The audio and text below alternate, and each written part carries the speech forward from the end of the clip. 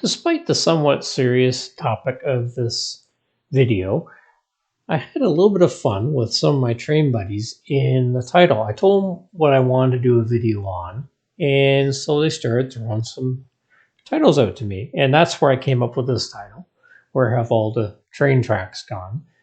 I had a variation of that. Somebody else suggested, Where Have All the Great Trains Gone? There was Sign of the Times. You don't know what you've lost till it's gone. So some really good suggestions, and thanks to all my train buddies there for pitching in and throwing these ideas up my way. Over the years, we've seen quite a bit of our rail infrastructure disappear. Not just the branch lines, which of course have mostly disappeared, but also even some main lines within Canada. Now, basically, I'm going to focus mostly on Ontario for this video, since that's where I live and what I'm most familiar with. I'll make a couple of references to some things going on in other provinces as well. But the main subject of the video and focusing on Ontario, it really can apply to almost every province in the country as a whole, other than obviously the provinces no longer have any rail service at all, which is unfortunate. So a few things I'm going to deal with is, what is the impact of the loss of the infrastructure? How is that putting the toll on other things such as roads, more trucks on the roads, less options for shippers, and less options for people of how to get around? So let's get started. So basically, railways have been abandoning tracks for basically as long as we can remember, and even beyond that. And it's been for various reasons. Sometimes it's very justified. Some rail lines are basically there for one, say, natural resource, which gets depleted. So the railway line has no real function anymore. And there's other reasons for it as well. The pulp mill might shut down or whatever, and things like that. But there are other lines that I say would be less justified in losing that line, in my opinion. And so the other interesting thing is that up until really in Canada, not until really the late 80s, did the abandoned railway lines intensify. Now, why is that? In 1987, the National Transportation Act came into being, which began to make it easier for railways in Canada to abandon their trackage. And it was further updated by the Canadian Transportation Act, I believe, in the early 90s. So basically the process went something like this. Railway would give their notice, and it was basically a 3-year plan. So they had to give within the first 12 months notice that they were going to intend to abandon. And then there was the opportunity for parties that might be interested in running the line to take over. Unfortunately, most people don't have that kind of capital to afford the infrastructure. So what typically happened, at least in Ontario and potentially other parts of the country, is that it would fall to the government. So in pretty much all cases, the federal government turned it down, except maybe in the odd case where they saw an advantage to run via rail, which there are some odd exceptions here and there. And then it would go to the province. Province typically, almost always, I believe probably always, said no. And then it would go down to the municipality.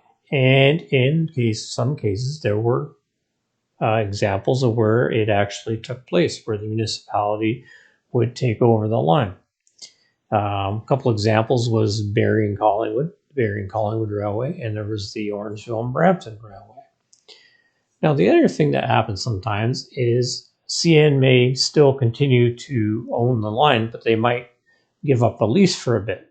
And there's been some options of that too, where they would basically lease it off to another railway, such as Goderich and Exeter Railway.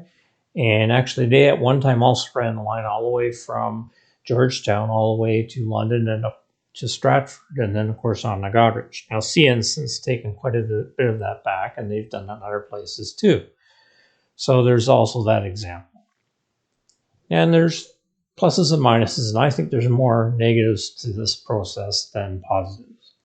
So let me demonstrate graphically with some maps showing the impact of these abandonments and some other issues as well.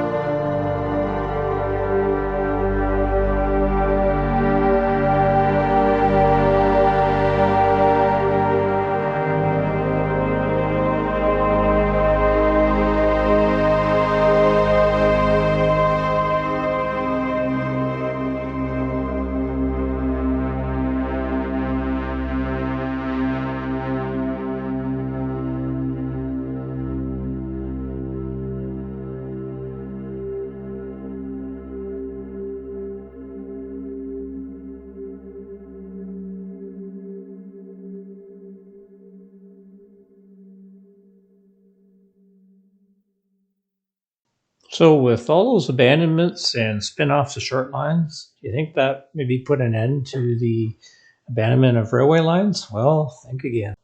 In the late 90s, the cities of Barrie and Collingwood took over lines basically from north of Bradford up to Barrie and then out to Collingwood.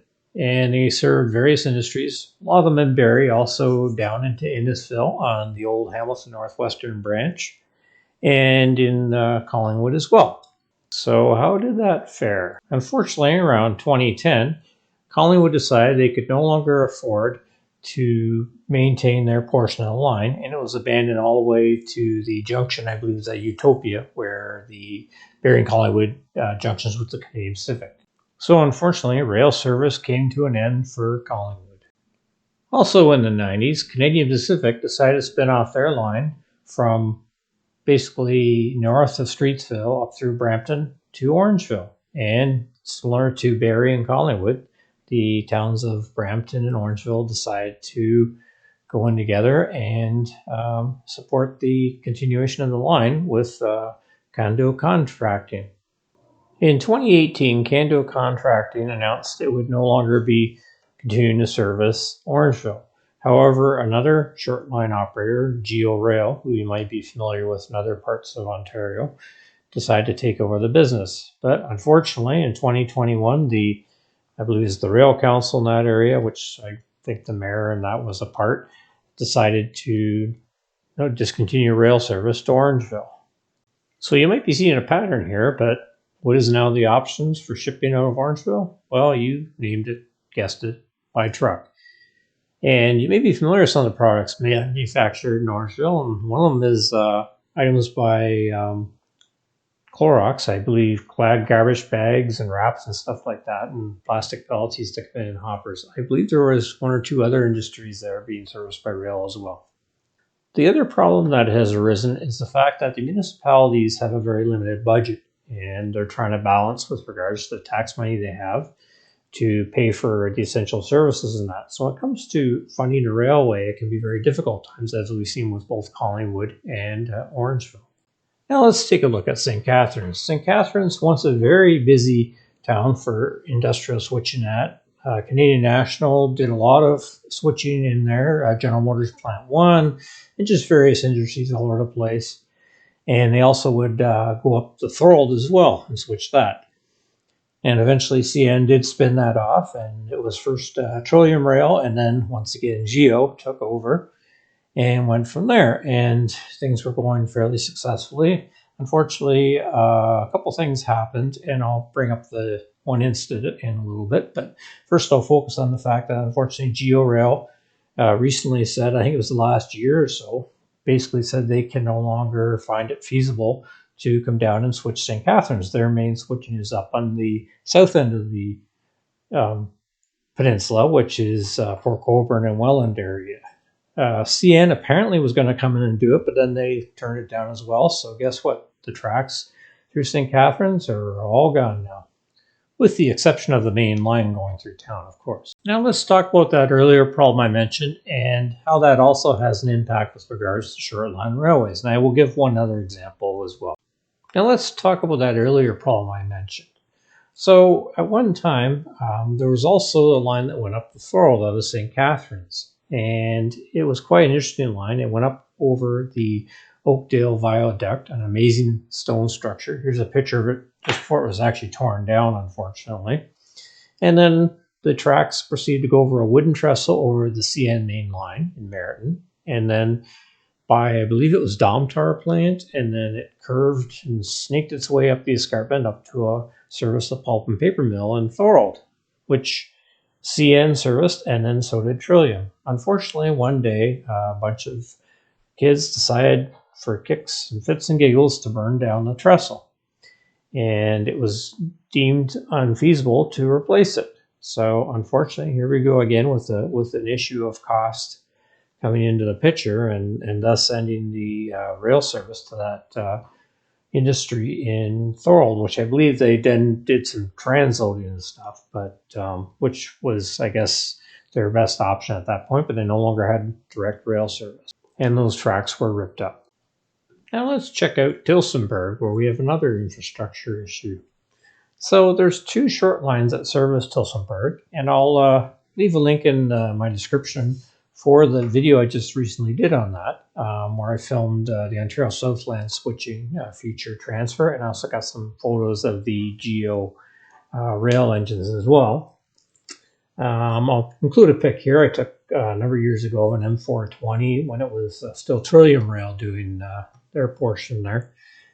But moving forward, so the two lines, one would be in the Ontario Southland, which is basically the north end, and GeoRail, which is the south end. And if you look on the map, you can see that there's a connection right here. The problem is that this bridge right here, called the Black Bridge, it's actually a very impressive structure. Here's a photo I found of it. And unfortunately, it's out of service. And so neither railway finds it feasible at this point to invest the money to fix it. There just isn't enough freight. So once again, unfortunately, it comes down to a capital issue. So by now you're probably thinking, well, you know, what's the big deal? It's a few short lines and branches and stuff. I haven't seen any other main lines getting ripped up recently. Well, once again, think again. So it hasn't been ripped up yet, but Canadian National has put in an application to abandon what was the former British Columbia Railway line from Squamish all the way up to 100 Mile House. I'm assuming they would service north of there from their connection with the Prince Rupert CN line from the north. Once again, on their main line, that looks like it may be disappearing. You may have wondered or noticed that I didn't bring up any of the real traditional reasons why the railways have been in decline over the years. And I didn't do that because it's fairly well known. I can go over it very quickly. The development of highways and trucks, obviously competing more with rail. The closing of many plants in that, especially in smaller locations. Also, with regards to from passenger service, the decline of passengers on the trains. So then, of course, passenger trains were canceled or reduced, and then in came buses. Now, mind you, you won't find a Greyhound anymore. They've long since gone. There are some other busing companies, but they're not what Greyhound used to be. And the other thing is the whole mentality with regards to supply chain changed over the years, where it went from large inventories to smaller, what they call just-in-time, or I like to say just too late inventory levels, which relies more on the speed of trucking, obviously, than the speed of rail. So those are really the traditional reasons. But now let's get to the point with regards to where do we go from here? And is there hope, so to speak? Well, there is. If you look around, you'll see things happening in a positive way, at least near larger centers. You'll see things like GO Transit in Toronto area, putting down new track, improving infrastructure, at least for commuters. So it's something. You don't see a lot of rail going down with regards to new freight locations, but who knows, that could change potentially. I'd like to see things improve, as moving things by rail is definitely more environmentally friendly, less harmful to greenhouse gases than shipping by truck. There are many times when trucks are the way to go and more efficient, and I think each mode has its function. And the other thing that's starting to happen is we're seeing a very serious look at a high-speed rail train between Toronto and Quebec City. It's the deepest I think they've ever gone to actually moving forward on this, and I really hope they do. It will take us a step closer to what they've been doing in Europe and the Far East for years.